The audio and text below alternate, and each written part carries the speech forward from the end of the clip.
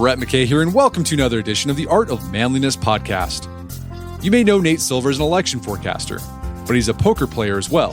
And his experiences operating in a world of competition and risk led him to explore what his fellow gamblers, as well as hedge fund managers, venture capitalists, and many other kinds of maverick types do differently than other people. Amongst the findings Nate shares in his new book, On the Edge, The Art of Risking Everything, are the 13 habits of highly effective risk takers.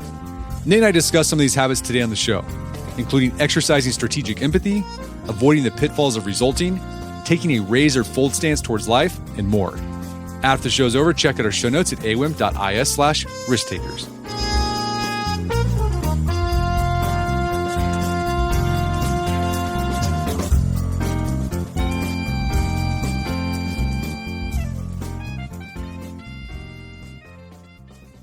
All right, Nate Silver, welcome to the show.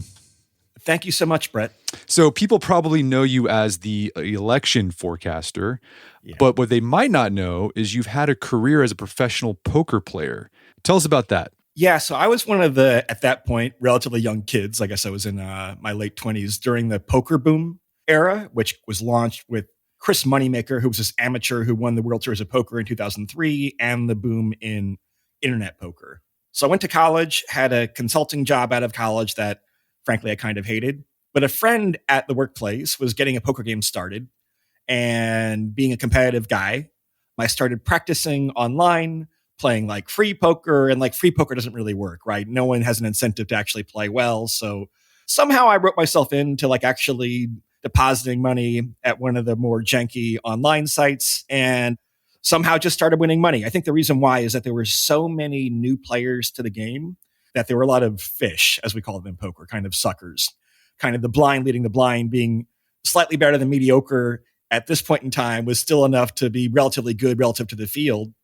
And before long, I was staying up all night to play and kind of taking a taxi to work and getting in half an hour late and barely knew how to make the printer work and things like that. And so I left my consulting job to play poker and then help run a site called Baseball Prospectus with sports forecasting. So you got a new book out called On the Edge, and you talk about how your career in election forecasting, polling, and gambling are connected by a world that you call the river. What is the river? So the river refers to a community of like-minded people. It's basically people that have two characteristics. One is that they're really analytical. So they're kind of in the quantitative, maybe more Moneyball mentality. They're trying to put numbers on things. They're trying to estimate things, but that's paired with being really competitive. So risk-taking, they are sometimes a little bit contrarian. They kind of are lone wolves who make their own way in life. And this skill set, which is pretty unusual, if you look at kind of personality typologies, then oftentimes people who are quantitative are kind of risk averse. And, you know, they're maybe accountants or something where they play it pretty safe. But when you take these two elements and combine them, the risk-taking gene, so to speak, and I think it probably is partly genetic, with the analytical ability, that can take you pretty far or lead to ruin potentially too. But those types of people, I think, are, for better or worse, the people who tend to end up on the tails of the bell curve, the people that sometimes in venture capital or poker or investing or different things or sports betting, that's a powerful skill set in today's economy. Yeah, you talk about, you go into different areas where you see these two qualities. So gambling is one, poker playing, sports gambling, but you also look at the world of VC funders as well. Yeah, I mean, if you talk about people who are extremely competitive, I talk to a lot of the top venture capitalists in Silicon Valley, and they love to compete. Even though they might not need the money anymore, even though they've already been really successful, they often have a chip on their shoulder. That's one thing that also defines people in this world is they tend to be often pretty self-motivated, right? They're not the people who are going to say, okay, I made a good living. I'm going to go retire in Tuscany or something. They want to keep battling and keep fighting, sometimes to their own detriment. I mean, I think you can certainly be too competitive for your own good. And although most people are probably too risk averse, you'll meet people in the book who are way too far on the other extreme. So what you do in this book is you take readers on a deep dive into the world of the river. So you talk to gamblers, poker players, hedge fund managers, VC guys. You talk to the cryptocurrency guy that just blew up, that Sam Bankman-Fried guy. And you do this to help readers understand how these people who are deeply analytical, highly competitive, have a high tolerance for risk and uncertainty, how they operate. But you have this great section, and it was sort of an interlude into this tome of a book you wrote that I really enjoyed. It's called The 13 Habits of Highly Successful Risk Takers. And I want to focus on this because I thought it was really useful. And in this section, you expand out from talking to people in the traditional river community. So who did you talk to figure out the habits of highly successful risk takers? So in this section of the book, most of the people, like I mentioned, are like quantitative types. But I also want to talk to people who take physical risks and different types of risks outside of the kind of finance, crypto, betting space. So I talked to literally an astronaut. Catherine Sullivan was one of the first women astronauts. She was picked out of like literally 10,000 people, a class of like a dozen. So she's quite a remarkable person. I talked to a former NFL player named Dave Anderson. I talked to a guy who was literally an explorer and like climbs mountains. He's been in outer space and things like that. He's taught at the Top Gun Academy. And what I found is that they actually had more in common with the quantitative risk takers than I thought. The ability to be cool under pressure. If you're up 29,000 feet on some mountain or you're literally in outer space, then you can't panic when you're facing stress. You have to be capable of making good decisions under pressure. And they have courage too. I mean, Catherine Sullivan was an astronaut at the time of the Space Shuttle Challenger disaster. And before each mission for NASA at that time, you actually talk to your family beforehand and kind of say a conditional goodbye. And she would say, look, they're putting me on a rocket ship and beaming me out to outer space. This might not end well. It hasn't always ended well with Apollo or Challenger or things like that. So I just want to let you know that, like, if something bad happens and I knew the risks I was taking and I was doing this for the love of exploration and the good of my country and everything else. So they're very impressive people.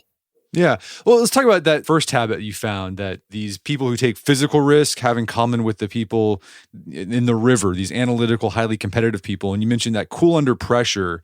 And you talk about this in the book, like what happens to our minds and bodies when we engage in risky behavior. And you talk about your own experience, phenomenologically, what you experience. So tell us about what happens to our minds and bodies when we're taking part in risk.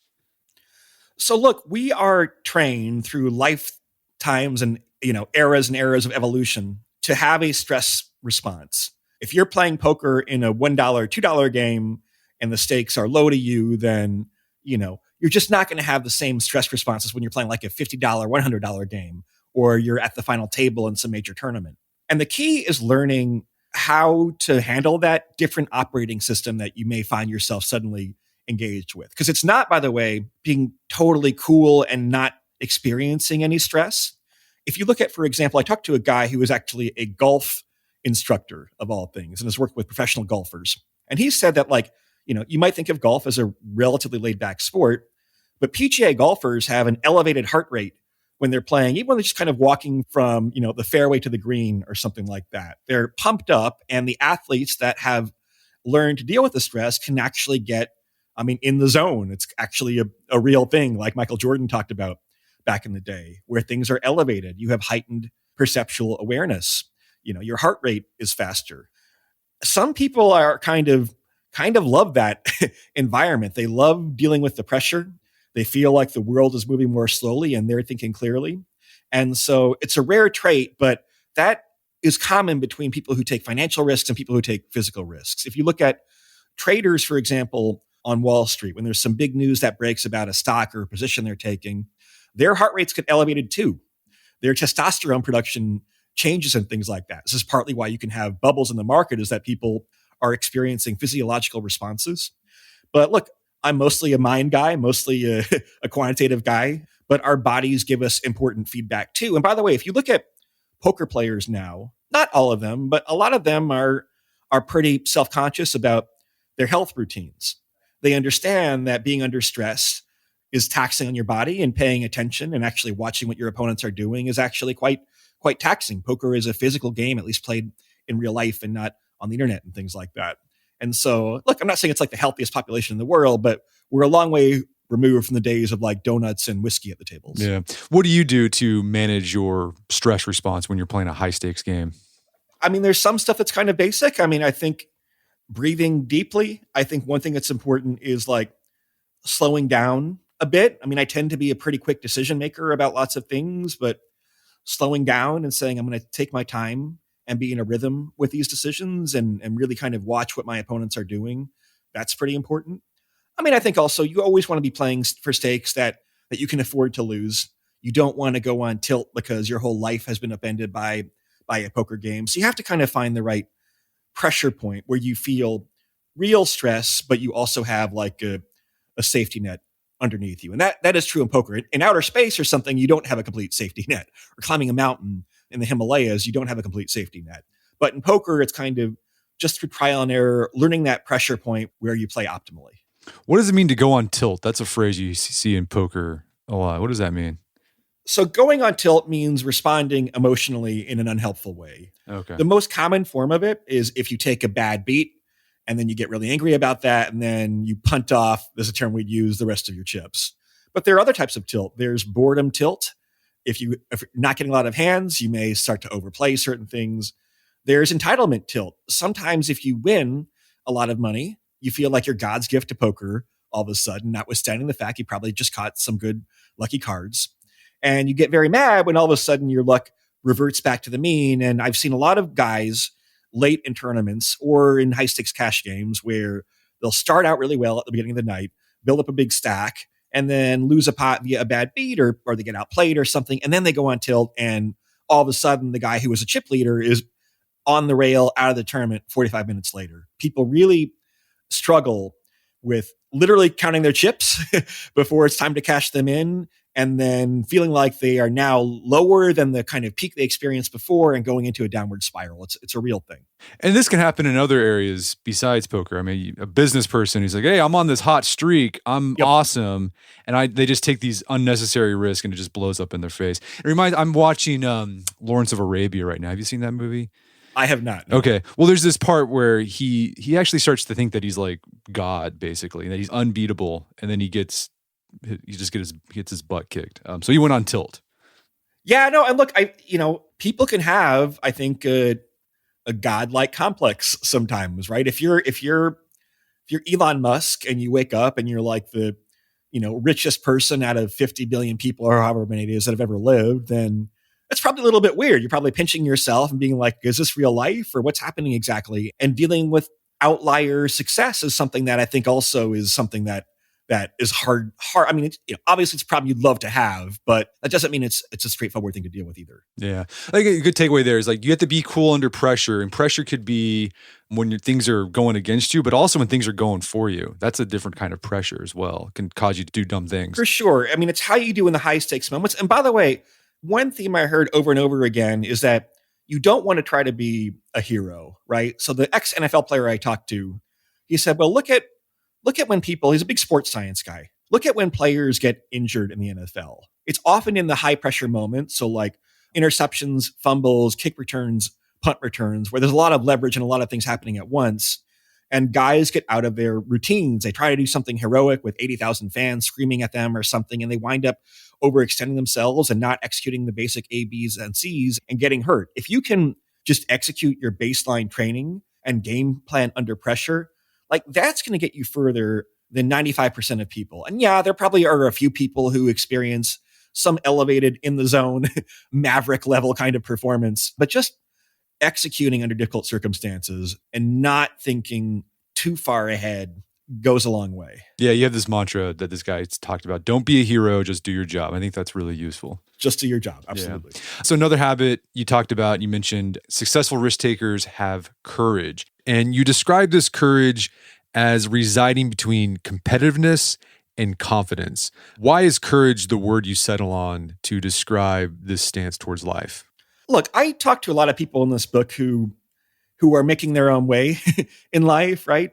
One of the best poker players I talked to is named Maria Ho. She, by the way, is uncanny, fantastic at like reading people. She is able to have conversations with people, to get very natural seeming conversations while she's in the middle of a poker hand, which is actually pretty difficult. It's a different part of your brain that you're using.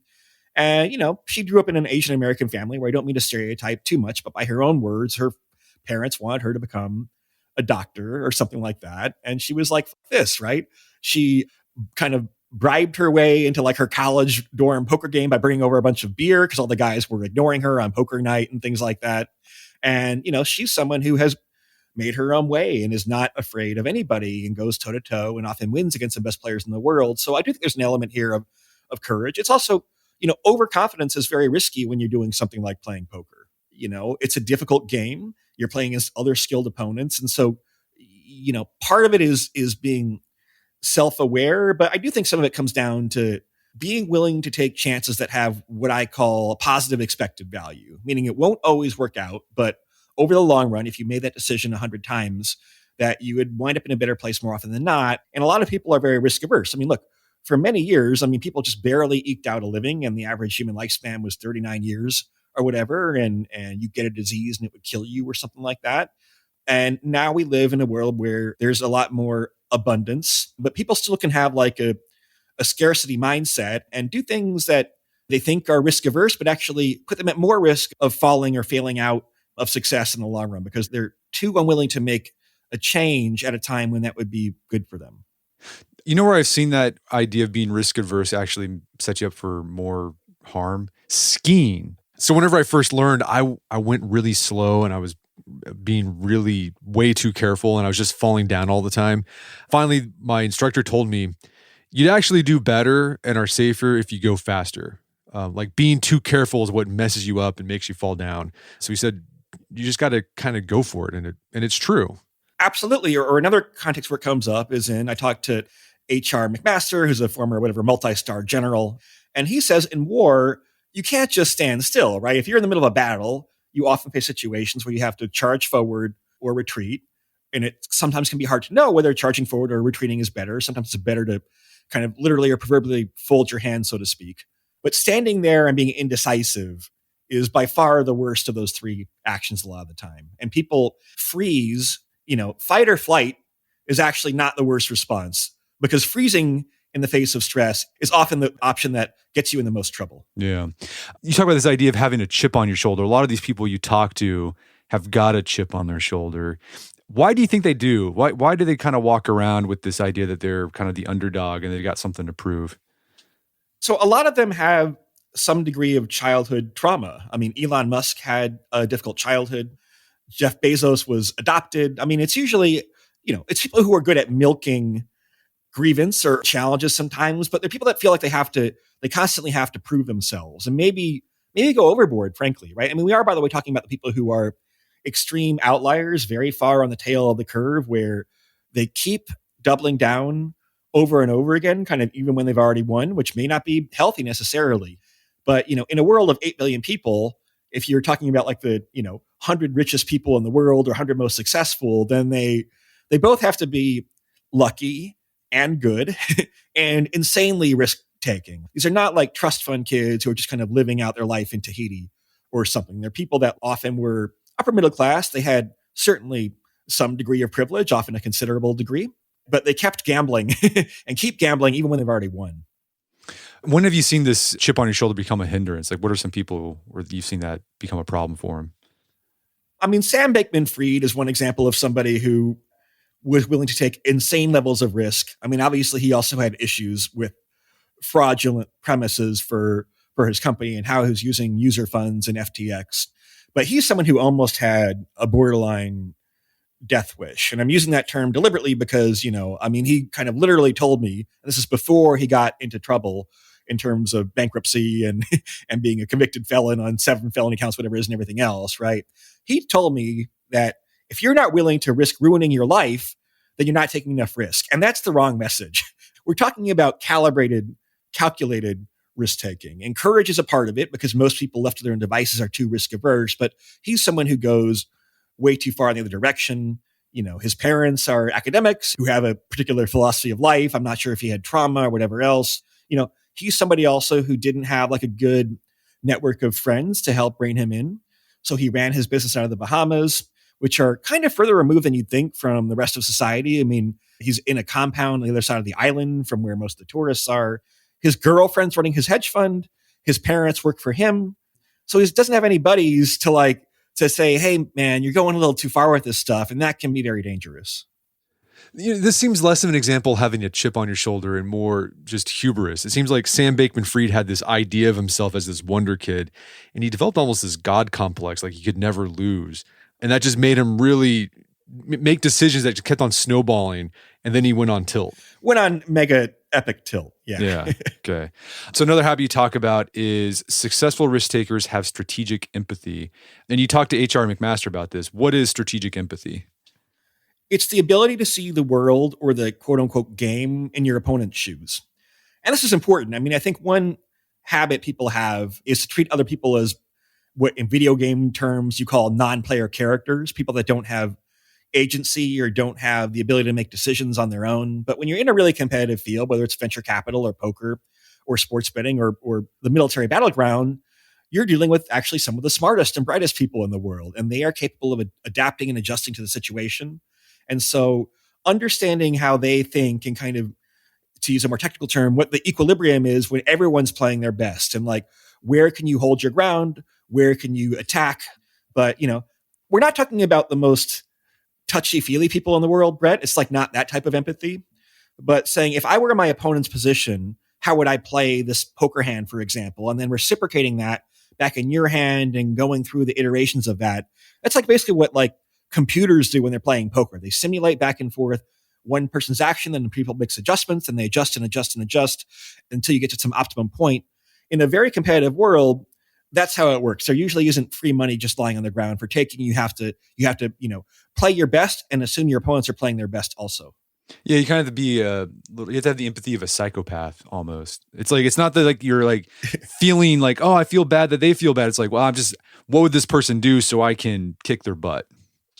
Yeah, I don't know if I quite call it being a psychopath. I mean, I do think in poker in particular, like the emotional empathy part probably is good too. The other day I was playing in a fairly high stakes game and my friend had been having a rough night, and I thought I could bluff him out of a pot where he was probably supposed to call. And much to his credit, it didn't work. He had the presence of mind to know that like, hey, I know that I'm having a rough night. I know Nate knows that. Therefore, I know that Nate may be trying to exploit that by getting me to fold a pretty good hand. Therefore, I call. And so he won a lot of money from me. So that's a good example of him one-upping me in strategic empathy.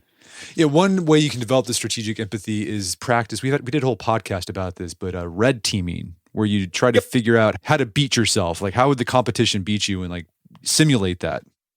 We're going to take a quick break for a word from our sponsors.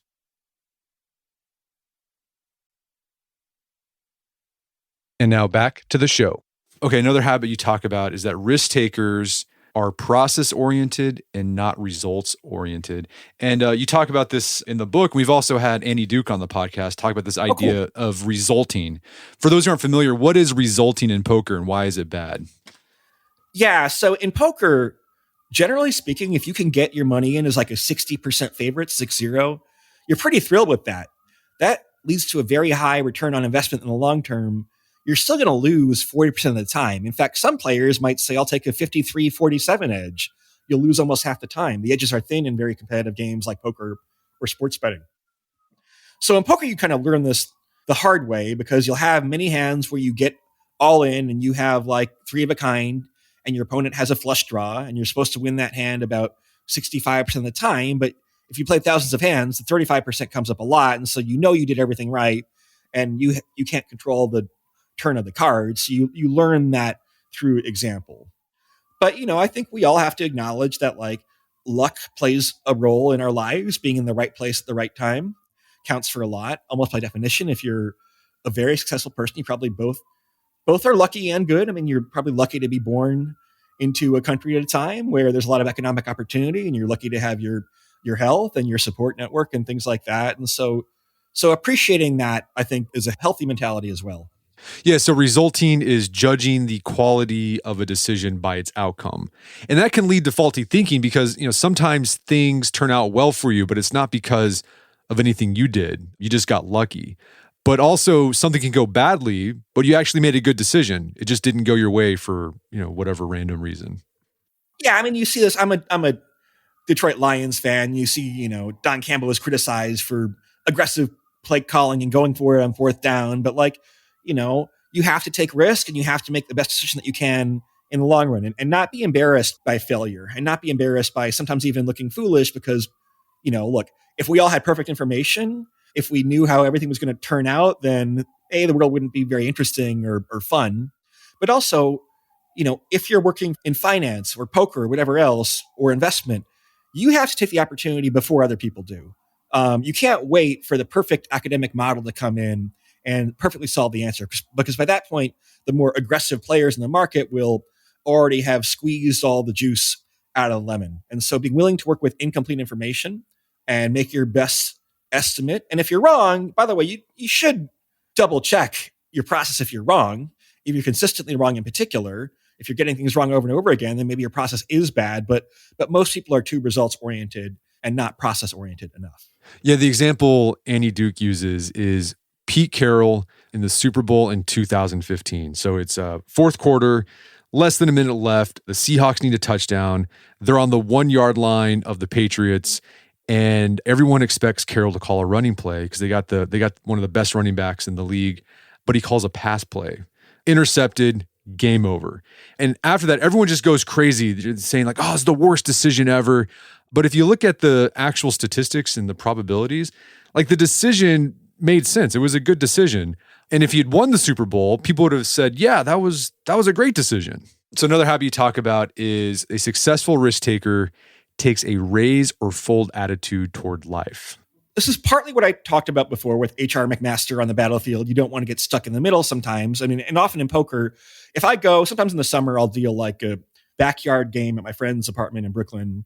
And this is with people who have never played poker before, except maybe once a summer when we play. And really inexperienced poker players are uncertain. And so what they wind up doing is calling a lot or checking the in-between passive actions instead of the bolder actions of raising or folding. Quitting can sometimes be a bad action. I mean, you may have talked to Andy Duke about this, her book Quit. In general, people are happier when they make a change. If they think they're unhappy in a relationship or a job, or they want to move cities or something or change their lifestyle, usually if you talk to them afterward, they're happy they made that decision. I think it's also kind of a partly matter of cultivating a few things in life that you specialize in. I think where you can have more of a comparative advantage over the field, I think is usually more worthwhile than trying to be like a jack of all trades. And you talk about Andrew Luck, the football player, kind of using this principle in his own career. Tell us about that. Yeah, so, very successful Stanford graduate, Indianapolis Colts quarterback, but had a bad offensive line, was injured a lot, and to many people's surprise, retired when he was age, I think 29 or 30, when he still had probably half his career left. And he said, look, I have a newborn on the way. For the time being, I have my health. I'm a smart dude. I went to Stanford and I've had a great career, but I want to make sure I have a good life for the rest 50, 60 years of my life. I don't have to prove anything to anybody. And the NFL player I talked to in the book, Dave Anderson, who is, kind of a guy who is more on the margins of the sport, kind of a Wes Welker short slot receiver type, but like, a lot of training camp battles to gain starting time and things like that. He's like, you know what? I admire Andrew Luck because there's no particular honor if you go through and get hurt. And by the way, Dave's ex-friends, ex-teammates, I mean, a lot of them, suffered physically from the NFL. It's a sport where you're taking real physical risk and your body is grinded down. And so he's like, I admire the guys who do that. But if you're a guy who found success and you're willing to say, I want to, get some mileage and have a wonderful life for my next 50 years, then he admires that too. Yeah. So Luck folded because he saw the expected value. It was like, it's better if I just quit this NFL thing and do something else.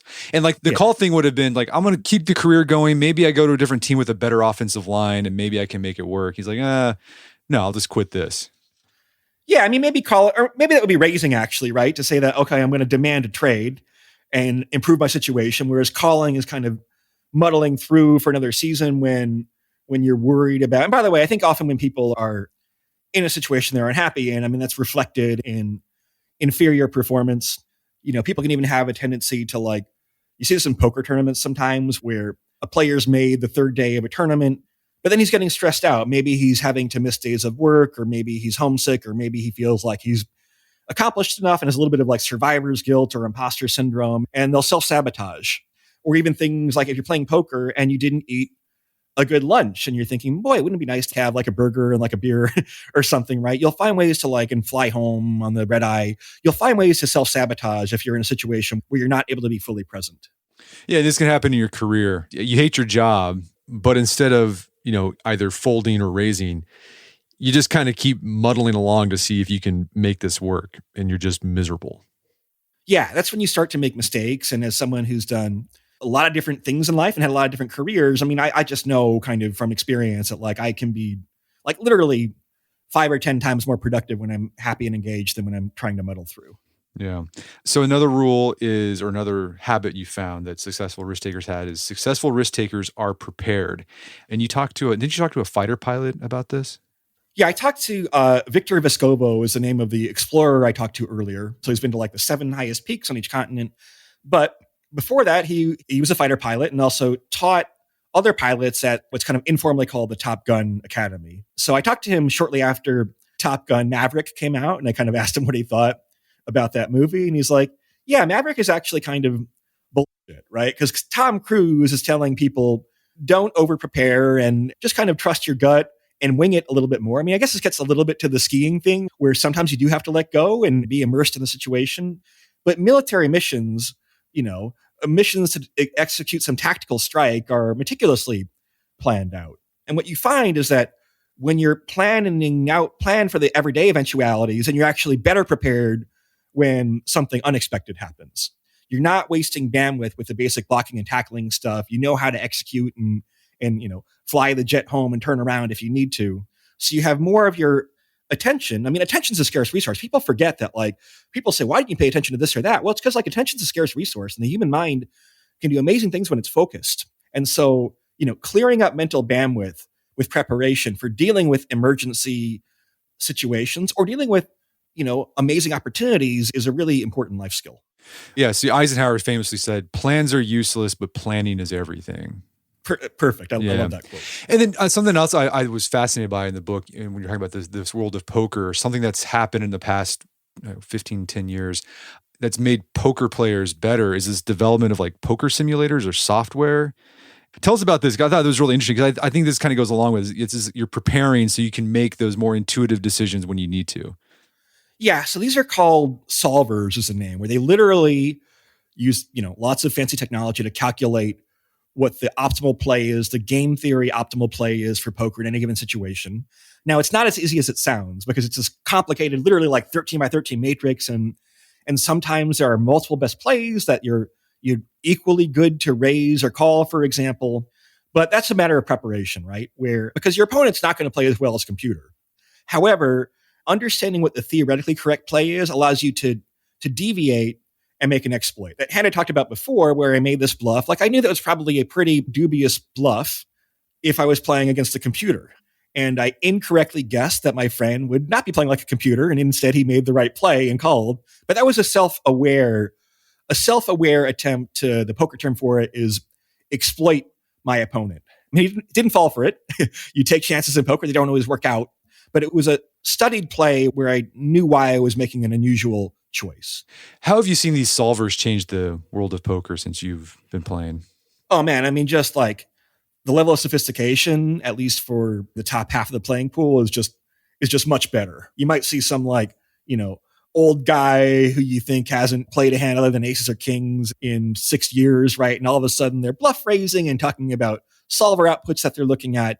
So for a certain type of like studious player, maybe not someone who's playing professionally, although the professionals use this too, obviously, but it really helps lift your game up if you're someone who has a busy life, as I'm sure many of your listeners do, but wants to really raise the floor on how well they play. Like, developing intuitions from playing with solvers is something that I would recommend. Yeah, I've heard people talk about this, how, AI might replace some stuff, but artificial intelligence, like, you're going to get the most out of it if you combine artificial intelligence with human intelligence. Like chess playing, I guess like the best chess players are the ones who like use AI and human ability. I don't know if that's changed. No, look, they're studying the computer sims, and the computers are better at chess than the best human players. But, again, like Magnus Carlsen or someone can also make exploitative plays. It can say, I bet my opponent won't be prepared for this line that I'm going to take. And so even though I know this line is not optimal as a computer would play, I think it's actually optimal against another another human being. Yeah. So, okay, the lesson there, just over prepare, because that over preparation will allow you to exploit when you need to, because it allow you to make those intuitive decisions when things are on the line. Yeah, look, I mean, these poker players today, they're all very smart, but they're spending a lot of time off the felt studying because you just have to be realistic, right? You can be a smart, accomplished person if you're going to the arena where you're selecting for all the other smart, accomplished people who are playing the same game as you, and they're playing because they think they're going to win your money, right? What makes you better than them? Well, maybe you're not, but to have any hope of competing, then you have to be rigorous and studious and not just wing it. So another habit is successful risk takers have a selectively high attention to detail. What'd you learn about this from that astronaut? Well, I mean, her phrase is the most important thing is to know what to pay attention to, right? She put it in a more eloquent way, which I'm spacing on, no pun intended, for a minute. But, if you literally go in like the space shuttle, there are like 84 different dials and knobs and bleeping indicators and things like that. And understanding what you're focused on. You have a mission, but when something goes wrong, you have to pay attention to that. And when something goes wrong while you're trying to solve the thing that goes wrong, you have to know kind of what demands the most of your attention at any given time. I think you also have to learn how to pace yourself. In poker, you might only face one really important decision every hour or every half hour or every 2 hours, but that one decision might have 100 times or 1,000 times the value of an ordinary kind of low stakes decision. And so learning how to like pace yourself, again, that can involve, mental and even physical health to some degree. But, understanding that like, if you play in a poker tournament, especially when you get toward the end of a tournament where it might just be 2 or 3 or 4 players left, it's quite draining. I'll have situations where I've been playing in an intense tournament. I'm like, okay, I finally got knocked out, but I won some prize. That's great. I'm going to go, meet my friend for a beer and relax, right? And you kind of make it halfway back to your hotel room and you're like ready to fall asleep because you kind of left it all on the line, and paying attention is physically taxing. No, yeah, you talk about a lot of poker players talk about the game being hours of boredom punctuated by moments of sheer terror. Because most of the time it's just like nothing's really happening, and that can lull you into this sort of complacency where you stop paying attention, and then you miss something where you could have won big. For sure, and picking up on physical reads on your opponent. I mean, one thing that you'll discover is that if you are in a situation, because poker, if you're just playing a low stakes game, you're chatting in between hands, you're checking your phone, right? You're watching sports on TV, etc. You're killing some time. When you do play a high stakes game or get deep in a tournament, all of a sudden you find that all this other stuff that you're ignoring, there's a lot of information there about the way people are putting their chips into the pot. And you're thinking ahead toward what if they bet this amount if this card comes. And all of a sudden, when the decisions really are high stakes and they matter, then you find there's lots of things that you're kind of shutting out most of the time in everyday life. And that's okay. I mean, we can't all be going at full speed 24/7, but knowing how to pace yourself and knowing when you have to turn on and be at a high attentive level is being prepared to do that and healthy enough to do that is important. So another habit that I liked was successful risk takers are good estimators. And with this habit, you say that good risk takers are Bayesians. What do you mean by that? So Bayes' theorem comes from the Reverend Thomas Bayes. This is, I guess, the 17th century, who came up with a formula called Bayes' theorem, which is about updating information based on incomplete information. So if you go to like a dinner party or some social event with someone you don't know very well, and you're trying to be a sympathetic, friendly guest, this is an example of kind of a Bayesian process where you start out knowing not very much at all. You're probably being pretty cautious and pretty polite. But then you found out that actually you went to the same high school, or you root for the same sports team, or maybe, your wives or partners have something in common, or you have a shared interest. And so you adapt and adjust in a very natural way. In some ways, it's like actually a very intuitive process. In poker, it can be a little bit more rigorous, where you are actually trying to estimate a probability. If someone goes all in on the river and you have to write 35% of the time to make the call, well, then knowing if you're right 40% or 30% is important. So developing practice at like mathematically estimating things, right? It's an annoying habit. If I go to like a NBA game, I'm a Knicks fan, for example, I can estimate pretty well. The Knicks are down 5 points with 6 minutes to go in the fourth quarter. I can usually estimate pretty well what their chances are of winning. Not well enough to necessarily bet blindly at FanDuel or something, but enough that I'm always thinking in terms of probabilities. Is this a skill that you can get better at?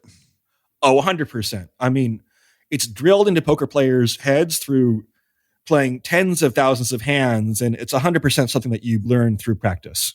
Yeah, I've something I've been thinking about lately is I wish I was better at thinking more probabilistically. I mean, I think I might do it intuitively. I'm not very explicit about it. I'd love to be able to take sort of those intuitive, probable decisions that I make and make it explicit. Any advice on how to do that?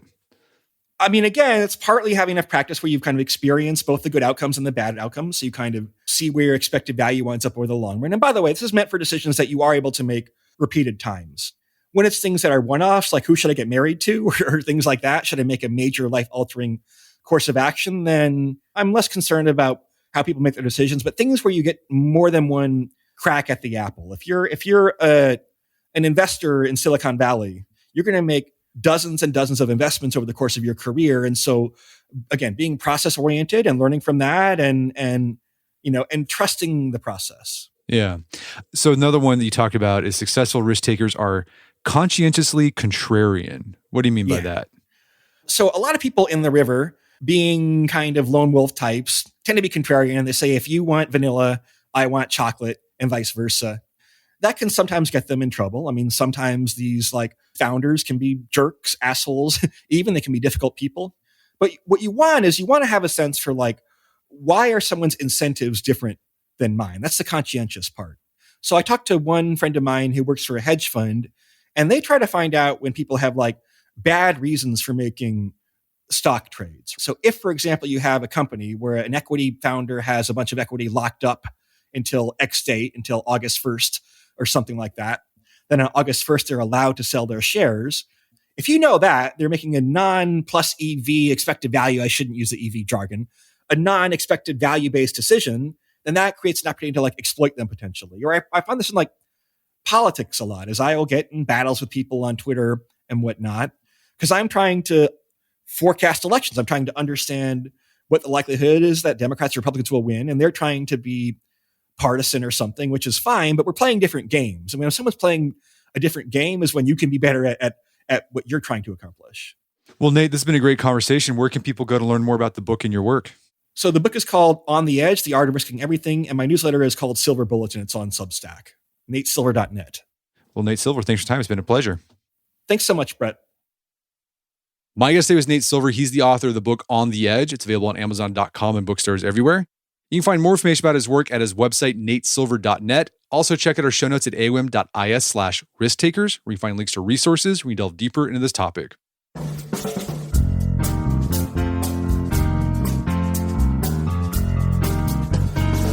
Well, that wraps up another edition of the AWIM podcast. Make sure to check out our website at artofmanliness.com, where you find our podcast archives, as well as thousands of articles that we've written over the years about pretty much anything you think of. And if you haven't done so already, I'd appreciate it if you take 1 minute to give us a review on Apple Podcasts or Spotify. Helps out a lot. And if you've done that already, thank you so much. Please consider sharing the show with a friend or family member who you think gets something out of it. As always, thank you for the continued support. And until next time, it's Brett McKay, reminding you to not listen to the AWIM podcast, but put what you've heard into action.